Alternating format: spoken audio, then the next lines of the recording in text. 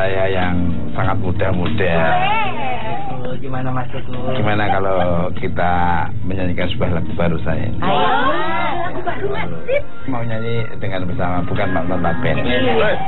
Ada Prama, ada siapa Mas? Larida. Gak usah dikenalin. Lo udah tahu maksud lo kemana?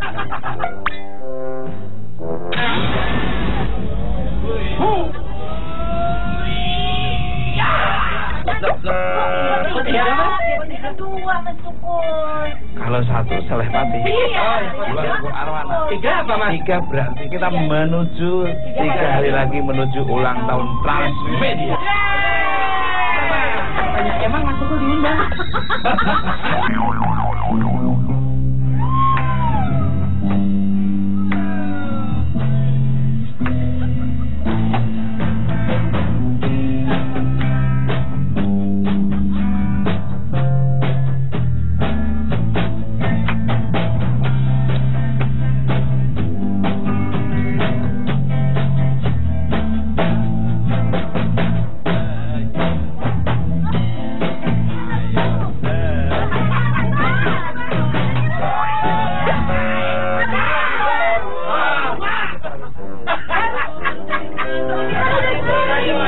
Itu maksudnya baru apa? Baru aja mau diselang. Ini sampai 7 juta kopi. 7 juta kopi. Wow. Kopi apa namanya? Kopi pahit. Kopi yang mencopot wanita. Mensponsori.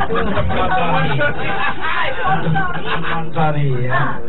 Sponsori. Lagu baru. Oke. Yaudah. Senyum. Oke.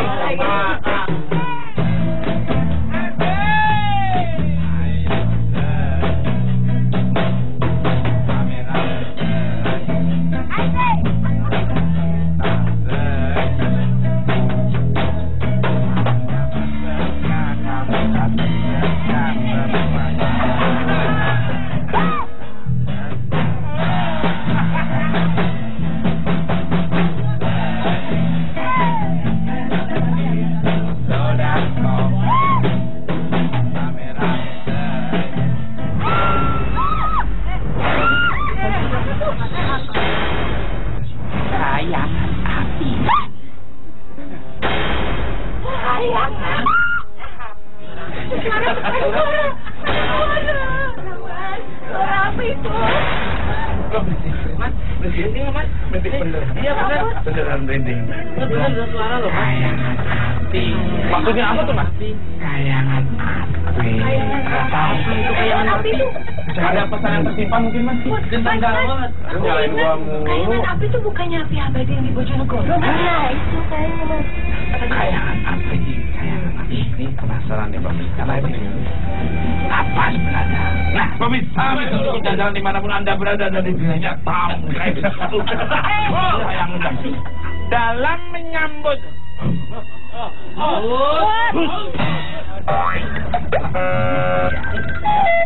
tim Mister Tukul Jalan-Jalan Studio Musik dari Studio Musik Jakarta akan berkunjung ke Bojonegoro. Kabarnya di Bojonegoro ini ada apa? Fire out. Gitu terus. Mister Tukul. Sedikit-sedikit. Sedikit-sedikit. Api yang ada di kayangan api itu adalah api abadi, di mana api itu tidak akan pernah mati selamanya, walaupun kena hujan dia akan abadi. Salah satu keajaiban dunia juga Mas. Ya bagi saya pribadi mungkin ajaib. Pak ada api nggak pernah padam, bahkan musim hujan kan gitu.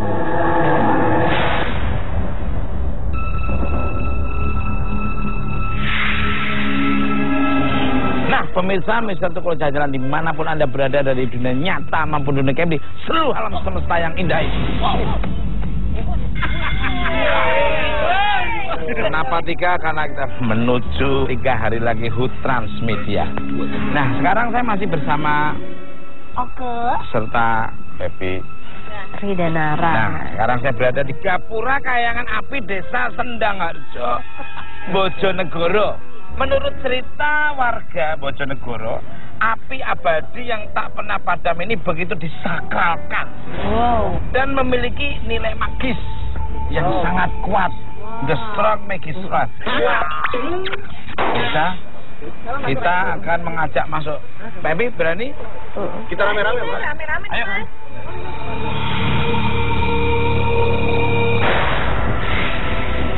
Berada di tengah kawasan hutan lindung Desa Sendang Harjo, Bojonegoro. Kayangan api merupakan sebuah fenomena alam langka. Bagaimana tidak, api yang keluar dari perut bumi ini tidak akan pernah mati meskipun hujan deras menerjang. Tak hanya itu saja, hawa panas yang terasa di sekeliling kayangan api justru terasa dingin jika seseorang berani melewati tengah api.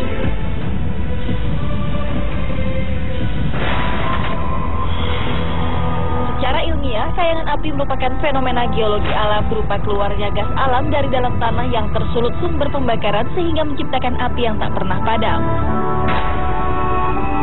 Namun kearifan lokal seperti punya sisi cerita lain dalam menyikapi fenomena yang terjadi sejak ratusan tahun lamanya ini.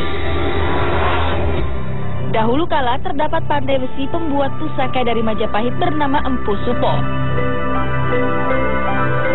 Empu Supo yang bernama asli Kriyo Kusumo memulai ritualnya dengan bersemedi meminta petunjuk pada Sang Hyang Widi. Sebelum membuat senjata pusaka seperti keris, tombak, dan lainnya. Laku semedi ini ditujukan agar senjata pusaka buatannya tidak saja unggul di medan perang, namun juga mempunyai daya kesaktian supranatural luar biasa. 700 tahun yang lalu itu kita sudah mengenal yang namanya Kerajaan Majapahit. Lalu datanglah pasukannya Kerajaan Majapahit dan di sana diperintahkan oleh seorang raja untuk membuat keris atau kalau kita ya senjata yang bisa untuk melaksanakan yang namanya Jajah Deso Milangkori, itu memperluasan wilayah waktu itu. Alhamdulillah di sana juga ada yaitu terkenal Empu Kriyo yang ditugaskan seorang prajurit Majapahit dan dia membuat suatu keris. Api abadi yang terletak 28 km arah barat daya kota Bojonegoro ini telah menjadi tempat yang sakral dan keramat bagi warga Bojonegoro. Tak heran berbagai bentuk ritual digelar di seputar areal api yang tak pernah padam di masa zaman ini. Tak hanya orang ritual, tempat ini pun tak pernah sepi akan kedatangan pencari benda pusaka dari sejumlah daerah. Proses ritualnya berbagai macam, maksudnya tidak ditentukan juru kunci atau mungkin petugas ini. Ada yang pakai caranya sendirilah istilahnya, ada yang semedi di bawah pohon, ada yang naik ke atas api, turun lagi, so ada semedi di sekitar api sini, ada juga.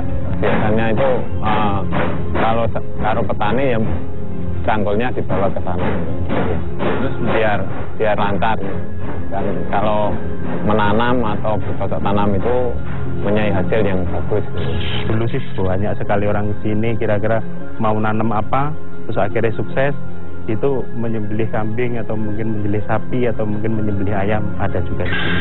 Kan tiap satu suro kan banyak yang kunjung kemari untuk memperkuat ilmu, memperdalam, bahkan mungkin biar lebih sakti atau ampuh gitu kan Mas.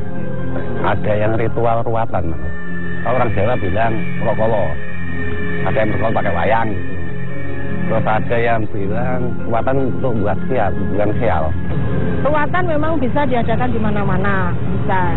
Tapi masyarakat Bojonegoro kayak yang kemarin itu bahwa ruatan dia lebih serak kalau diadakan di kayangan api karena memang tempatnya juga sosok karena ada satu daya medisnya, kemudian juga tempatnya lebih nyepi atau lebih agak jauh dari keramaian sehingga ada sesuatu daya kekuatan di situ. Nilai sakral dan keramat tempat ini tentunya tidak bisa dianggap remeh. Sebab ada sejumlah pantangan-pantangan yang harus diperhatikan. Seperti rasa sombong disertai percaya diri berlebihan. Jika hal itu tidak diindahkan, bukan tidak mungkin kayangan api akan membakar orang tersebut. Misteri tempat ini sepertinya sudah menjadi hal lumrah.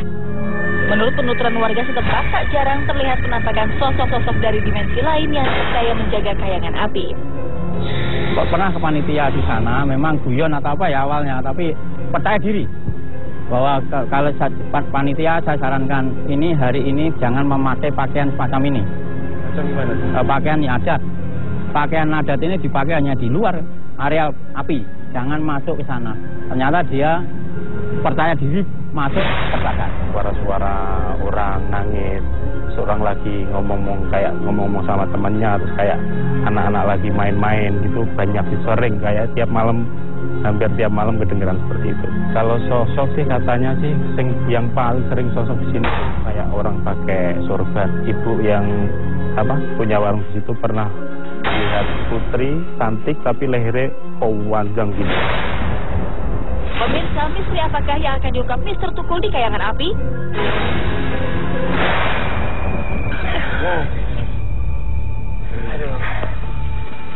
Ya ampun. Ini nggak ada ojek gendong ya? Iya, jauh banget sih, Mas. Kurang lebih berapa kilo nih? Dari kita dari pintu Gapura ke sini kira-kira berapa kilo? Nggak terlalu jauh sih Mas, paling ada sekitar 5.000 lah. 2 cm-an lah kesini. Pemirsa, Mr. Tukul jalan dimanapun Anda berada dari dunia nyata. Ya, mulai lagi dia. Mulai lagi dia. Ini sepertinya kita makin masuk ke hutan. Ini udah gimana nih? Kalau kita pakai penerawangan aja nih. Iya. Sih kayaknya tempatnya ke sana sih, Mas. Apanya? Sebelah sana sih tempatnya. Menurut kamu gimana nih? Menurut arah angin dan cuaca yang bisa dibilang bersahabat Mas, kayaknya ke arah sana. Sana Mas. Sini. Gimana kalau kita dibagi dua ini? Karena biar tahu arahnya kemana, yang menemukan siapa nanti memberi informasi masing-masing. Ya udah, Mas, kalau kayak gitu tuh bareng aku aja deh. Lah adil nih, masa kentongan sama kentongan. Bisa Tukul jalan dimanapun Anda berada dari dunia nyata maupun dunia gaya. Seperti apa nanti akan terlihat energi oleh Mbak Rida serta Mbak Oka dan saya sama remuan saya. Seperti apa? Kayak gitu terus. Mr. Tukul jalan. Pindah ke sini ada yang tahu pindah di tengah-tengah hutan ya. Ada yang tahu jam 1 malam tepat dari malam Jumat Pahing. Jadi pindah itu apinya di bawah juga.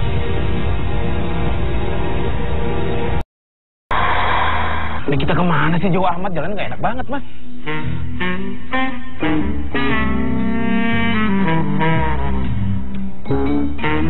Tuh apinya tuh apinya tuh. Mana? Ya, tuh. Itu. Cuma lewat mana susah banget lewat sini, Mas. Sini. Nih, Mas. Lu lihat sini, manjat. Naik.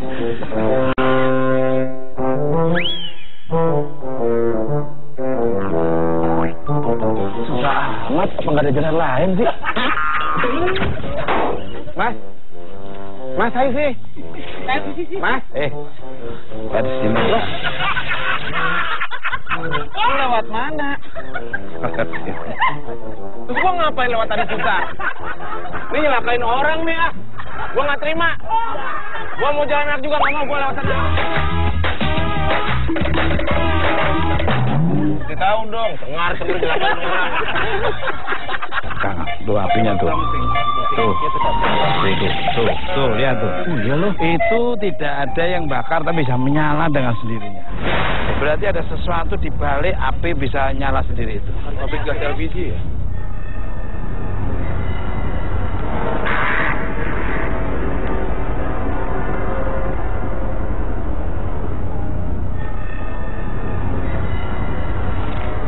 Pemirsa, Mr. Tukul jalan dimanapun Anda berada dari dunia nyata maupun di seluruh alam. Menurut Kang Pepi ini, maaf nih, auranya seperti apa? Ini tempat tidak terjadi begini baru setahun 2 tahun. Sudah ratusan bahkan mungkin ribuan tahun. Jadi berbagai kejadian terjadi di sini, sejarahnya, dan mungkin ada suasana mistisnya juga, Mas. Dominan mana energinya kuat? Ya dari arah belakang sih, Mas. Dari arah. Kok ada bau-bau?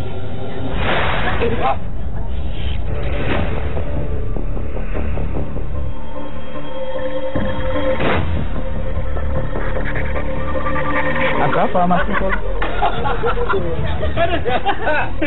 Mas kakinya napak nggak mas? Kakinya ada. Menurut ceritanya, kayangan api ini berhubungan dengan Empu Supo yang membuat senjata-senjata pusaka. Ceritanya bagaimana? Iya.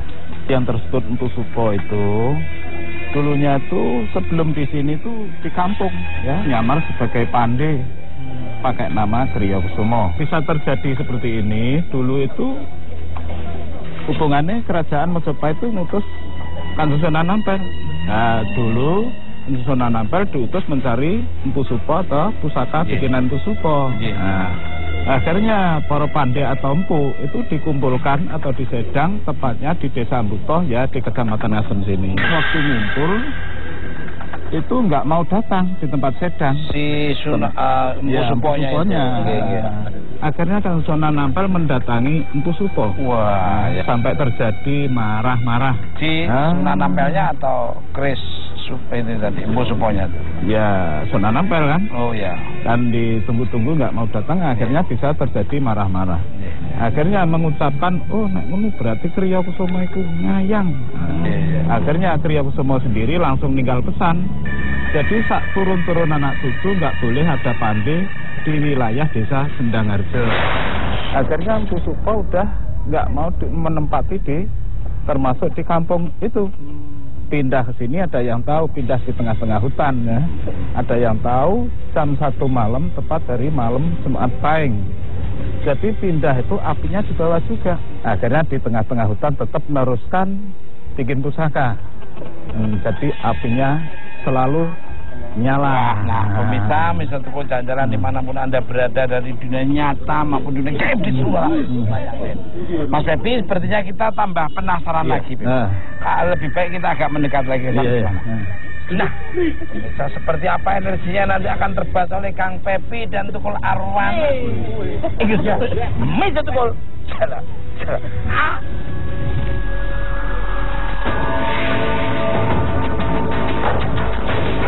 Nah, pemirsa, Mister Tukul jalan-jalan dimanapun Anda berada dari dunia nyata maupun dunia visual tayang ini.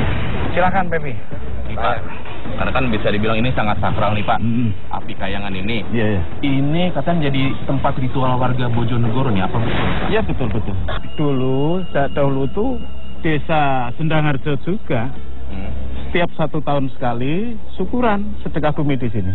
Sampai sekarang masih dilanjut masalah ritual atau termasuk kesakralan termasuk kalau titik sakralnya yang intinya itu tepat dari Jumat Pahing. Terus larangan-larangan pantangan apa yang dilarang oleh sesepuh sini apa ini biasanya?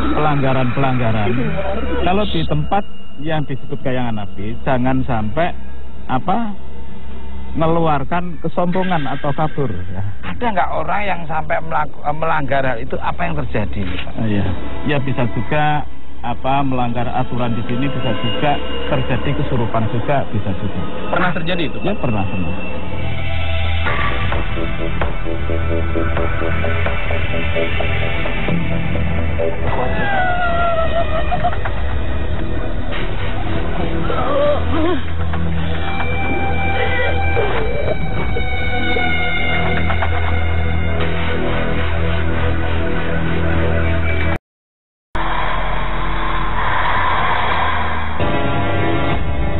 Pemirsa, Mister Tukul jalan-jalan dimanapun Anda berada.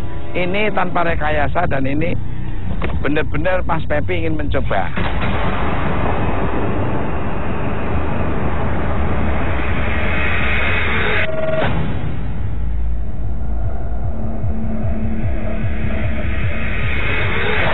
Tadi Mas Pepi dan saya sudah diizinkan sama Pak Zul. Alhamdulillah Allah mengizinkan juga kita sudah bisa melewati api kayangan yang sangat luar biasa ini. Kalau saya pernah megang benda pusaka di sini, cuma bukan terlalu lama, hanya sekedar itu yang Lok 3.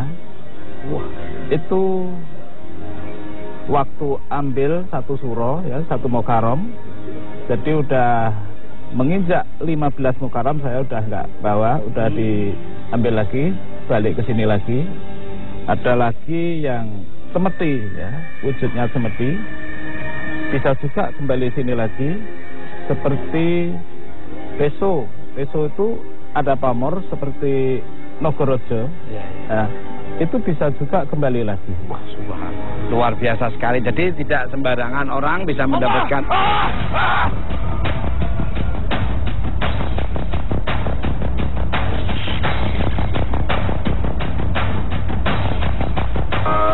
Pemirsa, Mister Tuko jalan-jalan dimanapun Anda berada.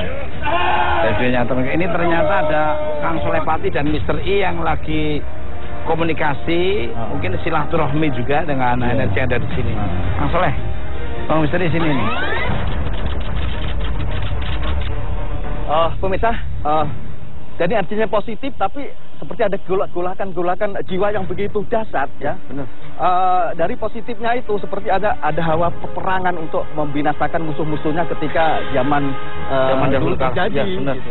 Mister I, coba dari energinya ini seperti apa yang Mister I tangkap ini?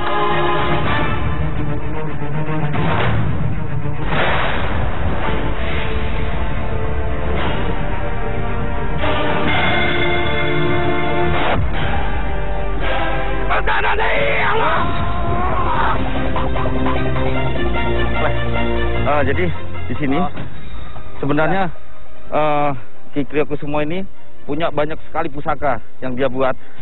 Cuma pusaka itu kebanyakan akhirnya berbentuk gaib. Benar. Memang kekuatan beliau sangat dahsyat.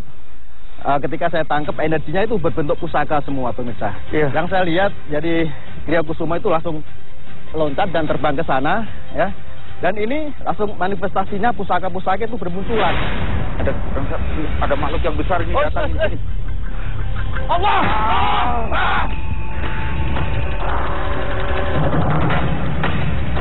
Hei!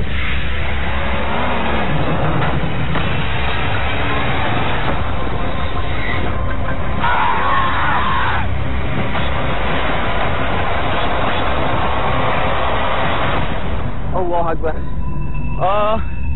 Seperti ada perlawanan. Sosok tinggi besar yang tidak kita undang ternyata datang dari arah sana. Sepertinya itu beliau siapa ini, Mister I yang sepertinya menyerang kita itu? Kalau saya lihat Kang Sada, tadi itu yang datang ke sini itu sosok yang memang semenjak ditinggalkan oleh Ki Kriyokusumo, dia menempati ruang di sini. Wilayahnya. Iya. Jadi seperti orang dia menjaga tempat ini gitu. Saya lihat itu berbentuk mata-mata semua, pemirsa. Dari tubuhnya itu berbentuk mata-mata semua dipenuhi dengan mata-mata. Iya. Sebenarnya mata itu dari pusaka-pusaka itu. Oh, energinya. Kita coba ini saya dulu pelan-pelan. Soalnya kita akan coba menelusuri secara gamblang dan jelas sebenarnya beliau itu siapa dan keberadaannya sampai sekarang seperti apa. Kita niter dulu, Mas Misteri ya. Siap.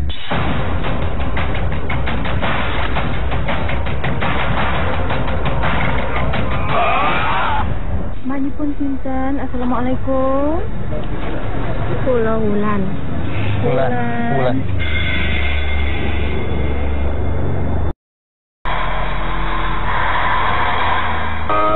Pemirsa, Mister Tuko jalan-jalan dimanapun Anda berada. Ini ternyata ada Kang Solepati dan Mister I yang lagi komunikasi, mungkin silaturahmi juga dengan energi yang ada di sini. Kang Soleh, Bang Mister I sini nih.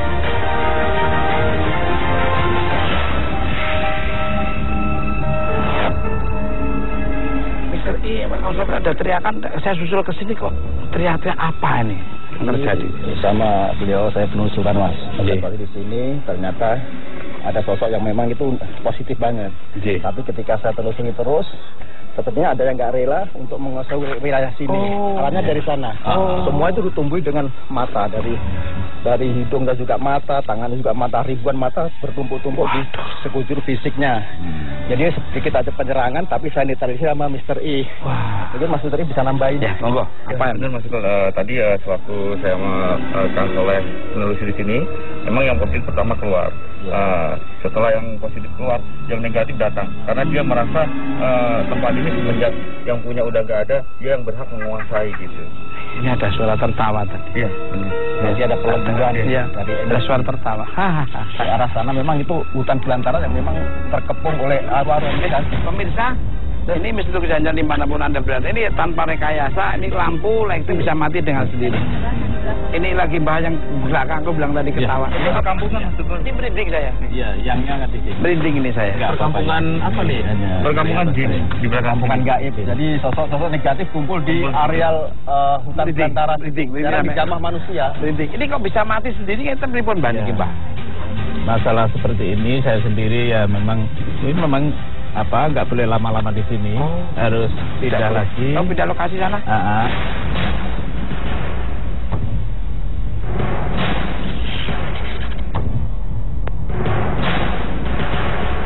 Ini kita harus mengikuti aturan-aturan yang ada di sini. Jadi Mbah tadi bilang jangan terlalu lama di sana. Makanya di sini dan alhamdulillah di sini sudah berubah energinya lagi. Lebih sejuk. Iya, memang tadi kan tempat duduknya yang Supo atau yang Kriya Kusuma tadi ya, yang disebut nama samaran, duduknya selalu di situ. Tadi Mbah Juli tadi menyebutkan batu di pohon ini kalau diambil kan terjadi musibah. Kenapa Mr. Iko, Kang Soleh bisa terjadi seperti itu? Mungkin dari Mr. Ya. Gini Mas Sugeng ya, sebenarnya kalau Mbah sendiri yang jaga di sini nih dia legowo gitu. Cuma yang di sekelilingnya yang negatif semua. Jadi jangan sampai manusia ini menginjak-injak daerahnya. Apapun yang dia ambil harus diambil lagi dengan taruhan nyawa. Kang Soleh bisa nambahin juga ada sosok macan, itu macan putih tapi belang-belang agak hitam ya Mas. Itu juga nungguin daripada batu-batu yang ada di situ karena batu-batu itu pun ikut ritual ketika terjadi penyembahan energinya gitu kepada Allah. Mister ini kenapa kayaknya tangannya agak ke sini? Ini Mas Sugeng, ini ada sosok perempuan yang ada di sini Mas Sugeng, dia berdiri di sini. Perempuan ada. Iya. Apa beliaunya apa? Yang Putri. Yang Putri kata Mbah Yul yang pakaiannya seperti orang Jawa gitu.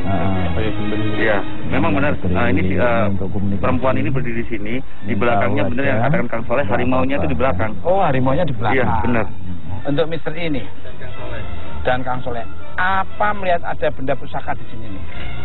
Melihat Mas Sugeng, tempatnya di tengah-tengah persis di api itu Mas Sugeng. Saya melihat dua pusaka, satu berbentuk seperti tombak, satu berbentuk seperti keris. Sedangkan tombak ini mempunyai kodam berbentuk harimau. Kalau yang keris ini seperti ular itu. Bukan sosok harimau itu, sosok harimau beneran berwujud seperti harimau yang alam gitu Mas. Tapi wajahnya seperti kayak manusia apa itu. Yang saya lihat cuma masih remah-remah sih. Nah, yang satunya dari ular itu juga menyemburkan sesuatu yang ada di api di situ dari semburan. Tapi ini beda Mas, ularnya cantik banget. Subhanallah. Intinya walaupun pusaka-pusaka, benda pusaka itu banyak sekali yang dibikin. Jenisnya banyak sekali. Jadi memang waktu ini apa ini? Mas, seperti ada pemanggilan saya untuk menggambarkan sesuatu yang ada di sini. Oh ya, menggambar melukis. Ini pemirsa sepertinya Kang Soleh akan memvisualkan melalui kanvas lukisan yang dimiliki oleh Kang Soleh. Seperti apa? Meja itu kalau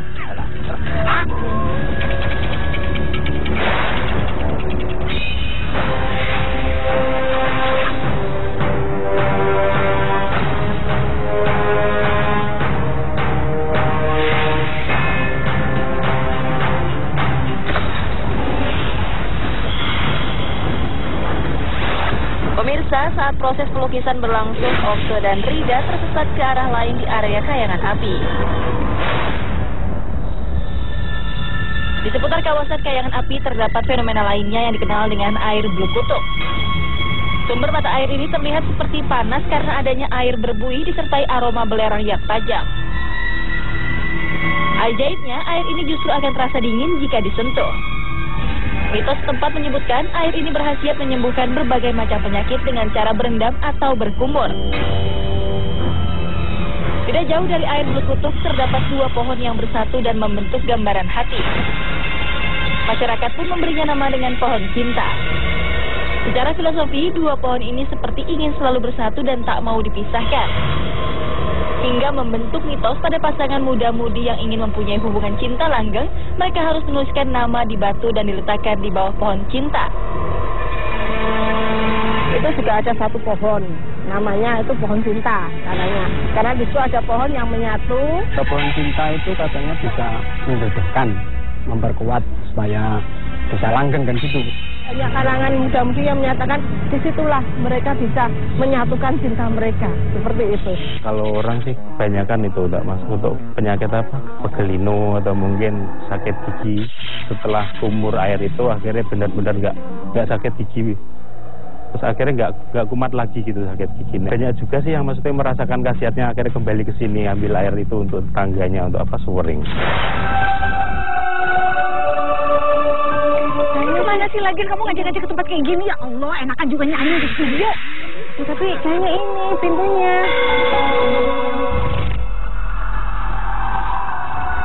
Ada batu-batu, ada nama-namanya. Oh, kalau nggak salah nih ada mitosnya kalau ada pasangan nulis namanya di sini terus mereka berjodoh.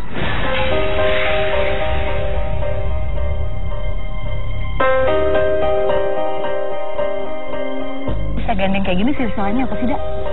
Jadi nih, kalau misalnya aku rasain ya, sebenarnya saya melihat waktu di gerbang sini, ini saya memang seperti gerbang ya bentuknya gitu, dan saya lihat memang ada sosok laki-laki dan perempuan gitu, seperti seolah-olah dijaga di tempat ini. Mereka pasangan gitu, mereka sepertinya pasangan, tapi mukanya mirip. Mirip dalam arti seolah-olah kayak kita jodoh bener dong. Jodoh ya. Jodoh, kalau mirip jodoh dong bener. Itu gitu. Aku penasaran, tapi aku takut. Rasain nggak? Cobain yuk. Rasain. Kok coba-coba sih sama ginian sih? Ya, Yaudah. Tapi lu pegangin gue takut. Siap.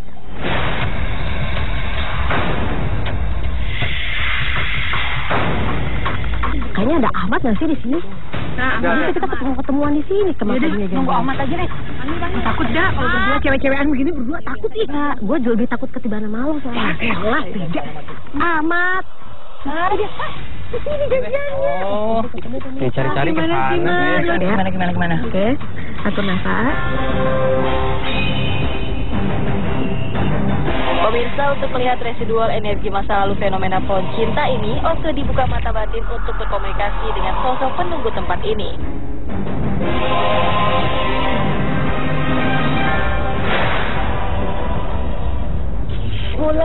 Wulan kalian dari Niko bersaudara? Oke.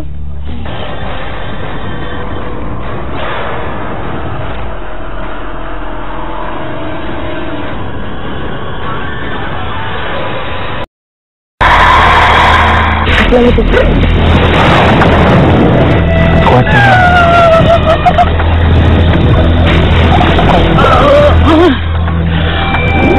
Oke mengalami benturan energi yang kuat karena sosok penghuni tempat ini tidak ingin asal muasalnya terungkap. Ini jenis program.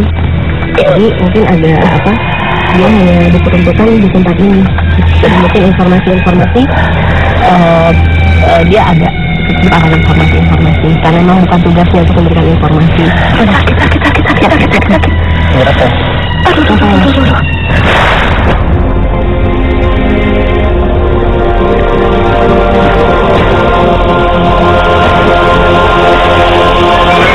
Yang saya rasakan sih dua energi yang dijadikan satu. Sebetulnya waktunya seberapa?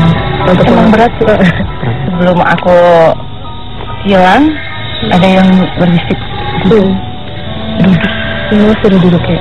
Itu aja sih yang aku dengar, duduk terus setelah itu dan ini sakit sekali benar. Tadi sih memang ada dua sosok yang mau masuk ke pasang. Kalau yang saya lihat itu ketika ada yang nulis batu di sini kayak sukmanya itu datang ke sini kalau sewaktu-waktu malam-malam atau sewaktu-waktu pokoknya dia berduduk di laki-laki di sebelah kanan, perempuan di sebelah kiri dan menghadap ke arah sana. Suka berdoa gitu. Jadi yang masuk tuh dua langsung yang satu jadi naik gitu di atas. Di sininya maka agak berat di sebelah sini. Sakit ini sampai sekarang masih berasa sakit. Ketika kita mau berbicara sesuatu itu yang di belakang situ ada sosok tua ya teh. Di sebelah sana seperti kayak saya lihat bawa tongkatnya. Kayak soalnya seperti agak marah sih kalau kita bahas terlalu dalam. Jadi kalau saya lihat ya dia kenapa energinya ditangkap itu sampai sampai ada di sini. Jadi pada masa sebelum gaibnya itu dia ini ada sosok seperti laki-laki dan perempuan pacaran terus tidak diizinkan gitu oleh orang tuanya sampai akhirnya si perempuannya lari ke arah sini sampai dia berniat kalau misalnya tetap dijodohkan oleh bapaknya ini dia meminta mungkin ya sama ini, jadi badannya tuh luka iya kayak borok gitu deh. Walaupun si orang tuanya mau dijodohkan, tetap nggak ada yang mau sama dia. Akhirnya dia pun mencari dan si laki-laki ini mencari gitu. Jadi akhirnya dia dipertemukan kembali ke sini, disembuhkanlah di sebelah sana penyakitnya. Sejak itu si perempuan dan si laki-laki ini bertekad untuk menjaga tempat ini, jadi mengabdi pada yang tadi.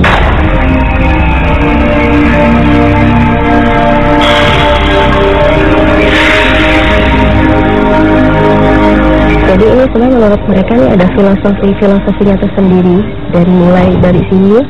Karena kalau menurut mereka pada saat itu apa ya? Jadi ini tuh seperti gini lah. Jadi seperti gerbang gaib, dimana kalau orang mengejar ke arah sini itu nggak terlihat gitu.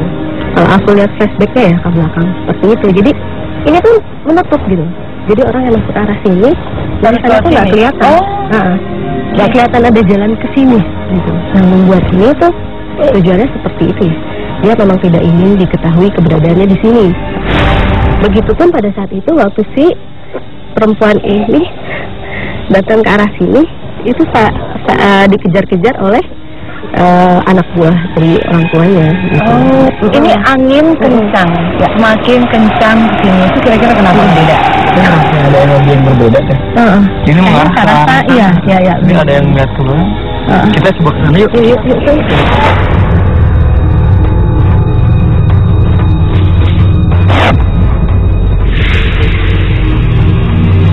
Dari tadi tuh si perempuan itu kayak kesini nih.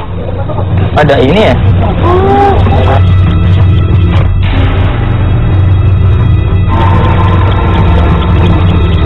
Kira-kira di sini apa ada sosok gimana nih? Ahmad sama Marida. Kalau saya sih ngeliatnya perempuan ya tadi kesini.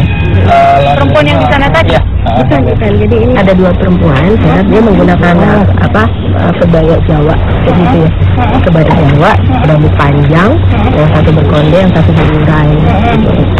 Terus posisi duduk di sini. Jadi pada saat itu ini kan ini nggak ada ini ya.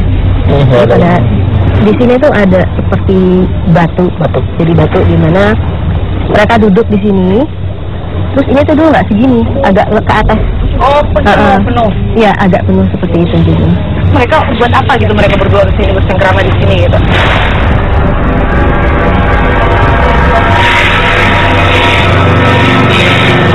Waalaikumsalam sinten. Assalamualaikum.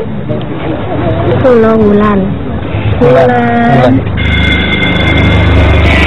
Wulan cari. Loh, kok dua? Dua, ini ada dua. Oke. Oh, Wulan kalian dari ini kok bersaudara? Oke.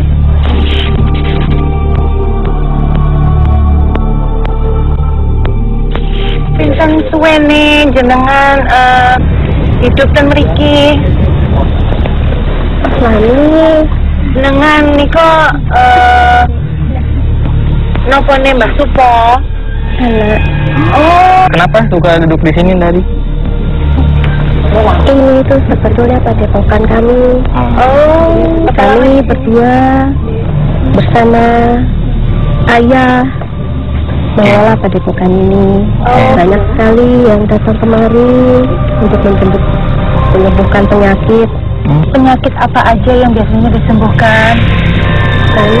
Air ini berasal dari mana Terus kenapa bisa? Langsung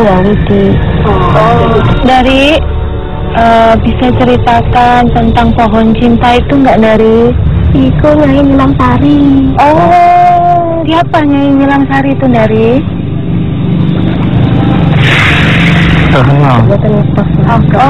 Saya dengar benar ayahnya dari itu pembuat pusaka. Mungkin laras. Kalau boleh tahu itu senjatanya dibuat untuk siapa dari? Hanya Bapak Eyang yang tahu. Bapak Eyang yang tahu. Dari sama Bulan. Boleh minta pesan-pesannya buat kami, mungkin ada yang mau disampaikan. Sebetulnya tempat ini dijaga karena hanya tempat ini adalah tempat pilihan. Tidak sembarang orang bisa menempati tempat ini. Tetap dirakat sebaik-baiknya dan tetap menyerahkan semuanya kepada Sang Yang Widi. Iya. Terima kasih banyak Wulan dan Dari sudah mau bicara dengan kami berdua di sini. Jadi, Terima kasih. Rida, tadi apa yang Rida rasain? Saya coba komunikasi dengan mereka gitu kan, dan dengan bahasa Jawa saya nggak ngerti. Ada baiknya saya coba mediasi aja karena mungkin bisa lebih menyampaikan ini seperti bukan petilasan, padepokan. Iya, lebih benarnya sih padepokan gitu. Karena ada juga saya lihat di kelas BK ada yang belajar silat, belajar apa? Ya itu semua dipusatkan di sebelah sana, di areal seperti apa? Tapi Rida, sepertinya ini makin sakit dan sekarang berasa panas. Dan ini riakan belutukannya juga semakin. Iya, betul. Ini dari belakang tuh ada sosok perempuan, makanya tadi saya ngejagain terus. Ada energi yang lebih kuat lagi kayak. Ini berasa. Seperti aku ditarik di sebelah sana nih. Tuh. Nih, saya merinding iya, banget nih. sangat. Nih. Makanya kita harus keluar dari sini deh. Ya, kita di sana.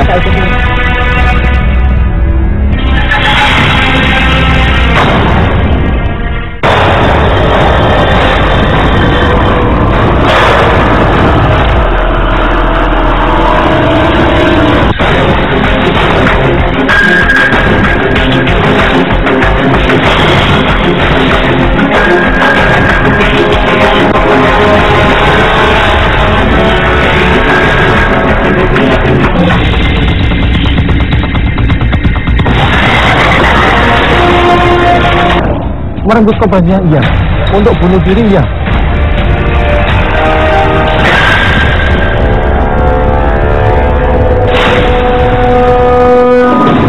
Siapa Mbak?